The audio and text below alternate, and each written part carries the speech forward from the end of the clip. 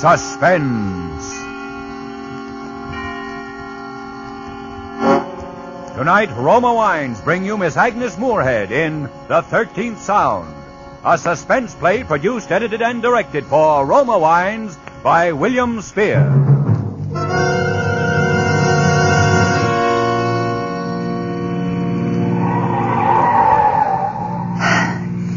We were driving too fast, but I knew that if I slowed down at all, I would begin to tremble. And so, although the road was tortuous, climbing steeply up the mountain, I kept my foot pressed hard on the gas pedal.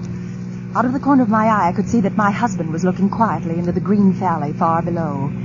He looked peaceful now. He had made his speech about driving too fast. I'd asked him to be quiet, and now he was quiet. I wondered what he would do if I stopped the car and told him right then that we were driving up to the Johnstone house so that I might kill him. I parked the car on the highway at the foot of the dirt road leading up to the house. We walked quickly behind the heavy trees. My husband stopped once to wipe the dust off his shoes. I hurried him on, and we soon arrived at the front door. As planned, I'd forgotten the key. I did open my purse and look, however, and that gave me the opportunity to release the safety catch on the gun I had borrowed from my husband's belongings. I suggested that we try one of the windows. He agreed, and we slowly made our way through the underbrush that was growing wild at the side of the stucco building until we reached a first-floor window. The window was set high above the ground, and my husband had to stretch his body to reach it. I waited until he had his back to me, with his hands raised high in the air, reaching for the window frame. Then I opened my purse, took out the gun, aimed very carefully at a spot just in the center of his left shoulder blade, and pulled the trigger 4 times.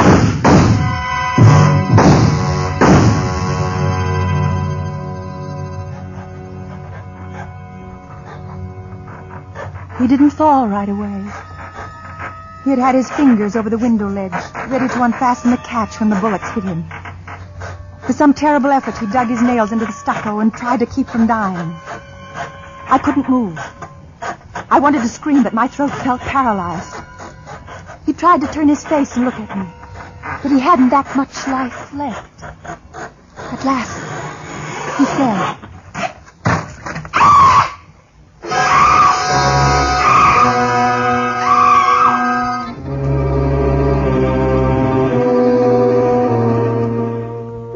I stopped screaming finally.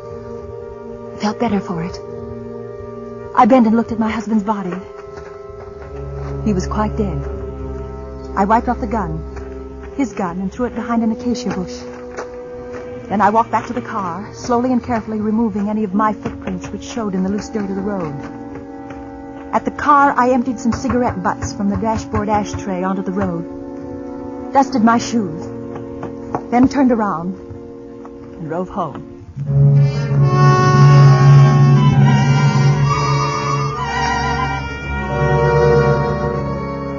I put the car in the garage, went in and had my shower, and lay down in the library to wait.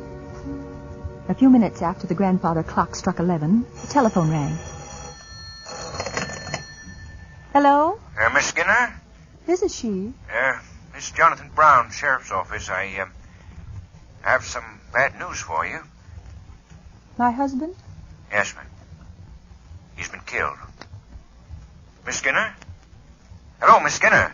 You all right? I waited quietly for a moment. Then I let the phone fall to the floor. I listened until I heard Jonathan Brown hang up.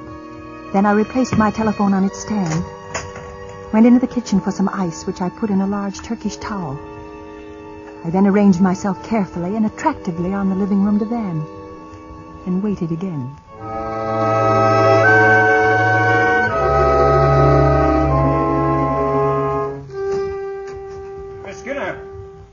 In here, please. Oh, yes. Thank you. All right, Miss Skinner.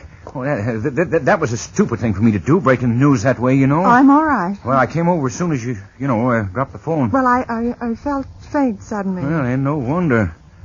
Tell me what happened, Mr. Brown, Jonathan Brown, Sheriff's Office. Mr. Brown, please sit down. Oh, thank you. Well, your husband was up at the Johnstone house this afternoon, as well as we can figure. Up there on the side of the mountain, you know, and He must have been trying to get into the window, and somehow somebody, well, shot him. You sure you want me to tell you? I'm sorry. Go on, please. Well, we looked around the place, couldn't see anything. Though we found the, weapon. It was a gun.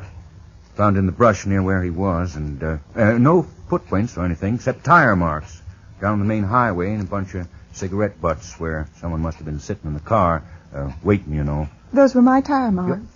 You was up there? Well, I had an appointment to meet my husband this afternoon at the foot of the road leading up to the Johnson house.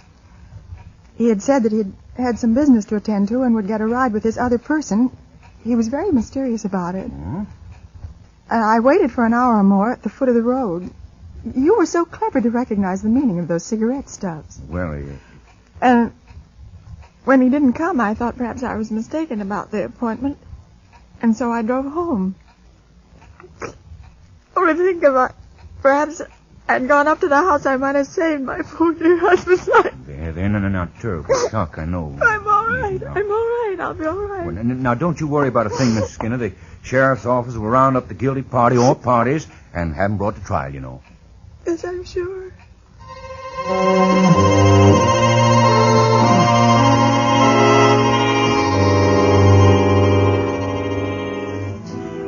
I slept well that night for the first time in 10 years.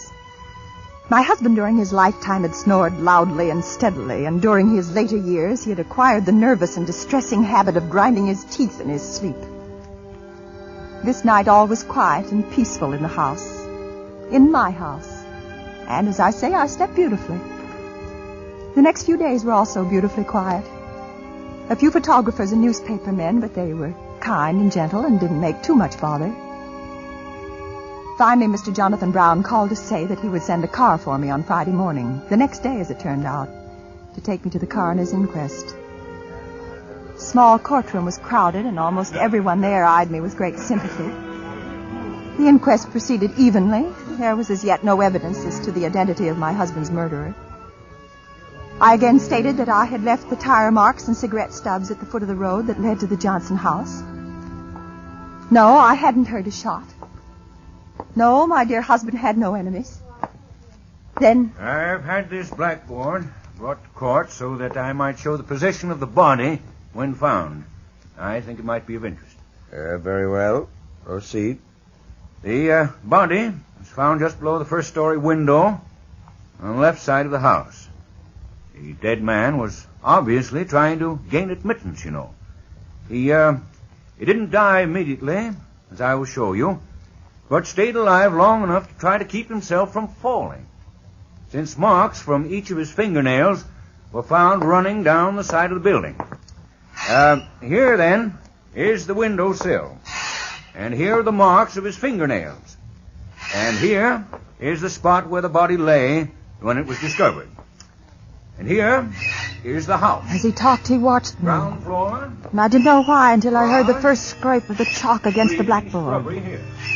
For one awful moment, it was the sound that had been made by my husband as he tried so desperately to hold himself alive.